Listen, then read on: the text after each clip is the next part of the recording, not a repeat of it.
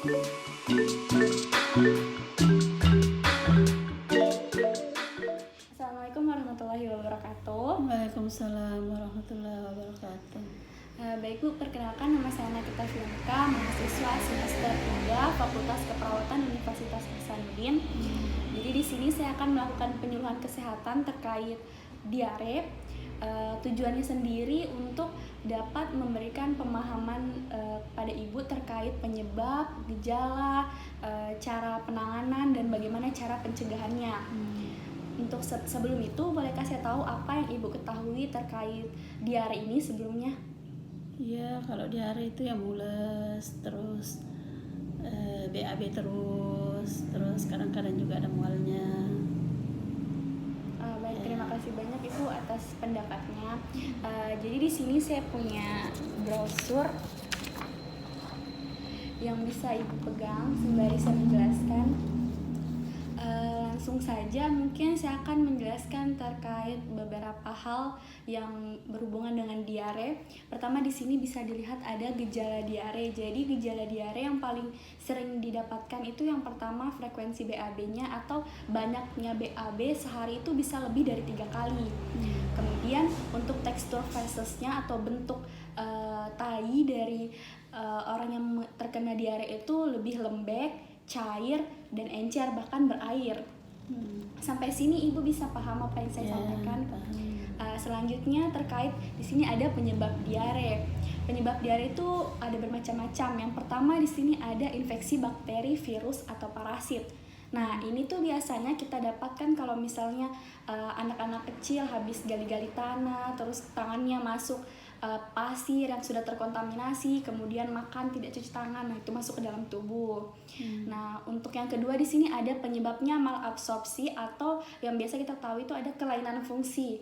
Jadi di dalam ususnya itu tidak mampu untuk menyerap sari-sari makanan atau nutrisi sehingga keluarnya langsung keluar semua dalam bentuk cair, tidak dipadatkan. Nah, kalau misalnya yang ketiga ini ada alergi atau alergi makanan tertentu. Misalnya ketika tubuh merespon kalau makanan ini tidak bisa diterima, tubuh akan mengeluarkan reaksi seperti diare tadi karena dia tidak bisa menerima makanan tersebut. Kemudian selanjutnya ada keracunan atau efek samping obat. Di sini berarti misalnya seseorang memakan suatu obat atau makanan yang memiliki zat yang bisa bereaksi di dalam tubuh dan reaksinya itu tidak baik. Nah, itu bisa menyebabkan diare juga, Bu. Kemudian di sini ada penurunan daya tahan tubuh. Kenapa penurunan daya tahan tubuh ini menjadi salah satu penyebab diare? Jadi penurunan daya tahan tubuh ini kondisi di mana tubuh kita tidak bisa dengan baik melawan infeksi bakteri atau virus dari luar. Jadi sebenarnya kita itu sering terpapar bakteri karena ada tahan tubuh kita yang kuat, jadi kita tidak sakit. Tapi ketika tahan tubuh kita turun, bakteri-bakteri ini jadi lebih mudah menginfeksi. Jadi kita lebih mudah terkena bakteri penyebab diare. Terus di sini ada kurangnya air bersih dan kurangnya fasilitas sanitasi dan kurangnya pemberian ASI. Nah, ini juga sangat penting karena biasanya bakteri penyebab diare ini yang biasa kita kenal dengan nama Escherichia coli itu hidupnya di tempat-tempat yang sanitasinya kurang baik, di air kotor seperti itu. Nah, ini untuk penjelasan terkait penyebab diare. Apakah Ibu mengerti apa yang saya jelaskan tadi? Bagus mengerti. Ya. Selanjutnya di sini ada bagaimana cara untuk mencegahnya. Kan ada pepatah tubuh yang bilang mencegah itu lebih baik daripada mengobati. Jadi di sini saya memberikan beberapa tips untuk mencegahnya. Yang pertama itu pemberian ASI yang cukup. Kenapa saya memasukkan ini? Karena kepada untuk bayi sendiri mereka itu mendapatkan asupan antibodi atau tahanan tubuh itu dari ASI ibunya. Karena ASI ibunya itu mengandung antibodi yang banyak sehingga mereka bisa lebih tahan terhadap infeksi-infeksi bakteri, virus, dan lain-lain. Kemudian yang kedua ada menggunakan air bersih. Ya jelas karena seperti yang tadi saya jelaskan kalau bakteri dari penyebab diare ini suka hidup di air kotor. Seperti itu. Kemudian yang ketiga rajin mencuci tangan. Nah, ini juga berkaitan dengan penyebab yang pertama tadi. Kalau misalnya habis main di luar, menyentuh sembarang, itu harus cuci tangan dulu sebelum makan atau sebelum beraktivitas yang lainnya. Kemudian yang terakhir di sini ada menggunakan jamban. Nah, ini juga penting sekali Bu, karena orang yang terkena diare itu fesesnya bisa menyebabkan diare kepada orang lain dengan cara misalnya dia BAB di pasir atau di tempat umum. Itu kalau ada pasir-pasir yang sudah terkontaminasi terus tersentuh sama anak-anak kecil misalnya, terus makan tidak cuci tangan, itu juga bisa menjadi sarana untuk penularan diare tersebut. Untuk pencegahannya mungkin itu saja. Apakah Ibu paham apa yang saya jelaskan? Ya. Untuk yang terakhir di sini ada cara untuk bagaimana kita mengatasi diare mandiri di rumah. Ini cara buat Oralit. Biasanya pasti sudah tidak asing mendengar kata Oralit.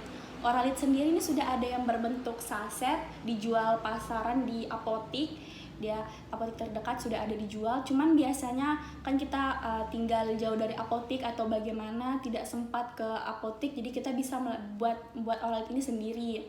Jadi di sini cukup siapkan 3 bahan. Yang pertama di sini sudah saya jelaskan, ada menyiapkan 200 ml air bersih yang hangat. Nah, bisa dari air yang dipanaskan atau air dispenser. Kemudian yang kedua ini ada siapkan 1 sendok teh gula pasir. Nah, selanjutnya juga ada disiapkan 1/4 sendok teh garam.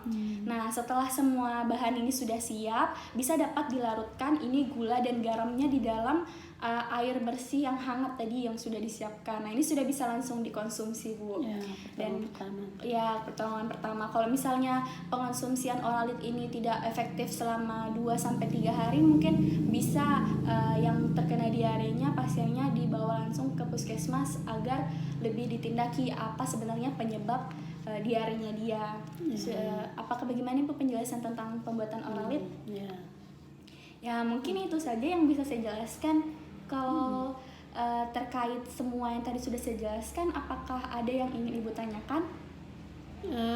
Itu apa namanya, untuk anak-anak itu yang rentan kena diare itu kira-kira pada umur berapa?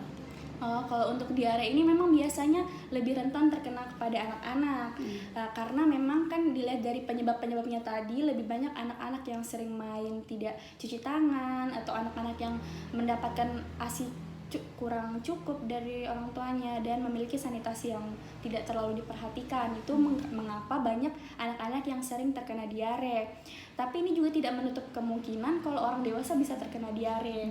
Karena tadi ada yang dilihat dari sini ada alergi dan keracunan juga, dan penurunan daya tahan tubuh kan bisa juga mengenai. Jadi bayi juga bisa kena ya? Bayi juga bisa kena ya, seperti pemberian ASI yang kurang juga tadi bisa menyebabkan bayi terkena itu. Tapi untuk pemberian penanganannya pun di sini kan sudah ada, bisa Ibu lakukan pemberian Oralitnya.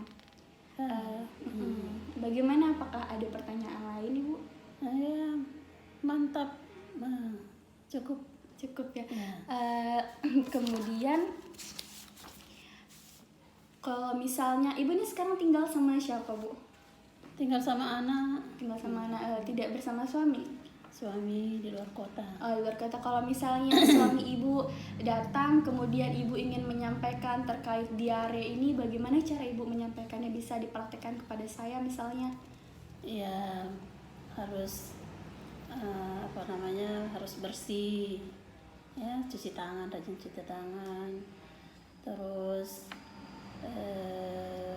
jaga kebersihan, terus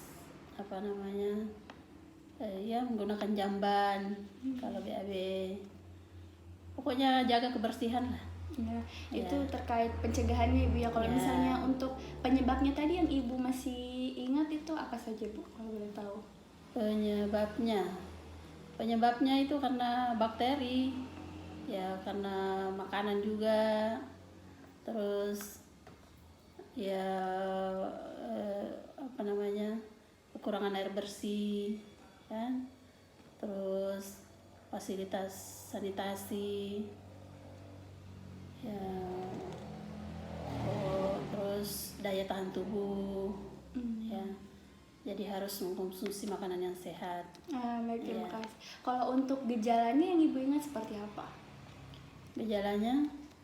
Gejalanya itu frekuensi BAB-nya itu sering ya, lebih dari 3 kali. terus tekstur ininya itu kotorannya itu lembek, cair, berair. Baik, kalau untuk tadi ada pembuatan oralit bisa Ibu ulangi bagaimana Iya. tahap-tahapnya? Tahapnya itu siapkan air hangat, terus gula pasir, terus ditambah dengan garam, terus dicelupkan, ya langsung dikonsumsi untuk pencegahan, untuk pertolongan pertama. Nah, baik, terima kasih. Itu sudah sangat bagus sekali Bu pemahamannya terkait gejala, penyebab, pencegahan, dan bagaimana penanganan pertamanya saat terkena diare. Mungkin itu saja yang sesi penyuluhan saya hari ini. Mungkin lain kali saya bisa melanjutkan penyuluhan dengan topik yang lain. Ya. Sedia Bu ya? Siap. Ya, mungkin itu saja. Terima kasih Bu. Brosurnya bisa Ibu simpan. Kalau misalnya mau ini juga buat Bapak, saya masih punya lagi satu, bisa disimpan. Iya. Ditempel juga tidak apa-apa. Terima kasih Bu. Assalamualaikum warahmatullahi wabarakatuh. Waalaikumsalam warahmatullahi wabarakatuh.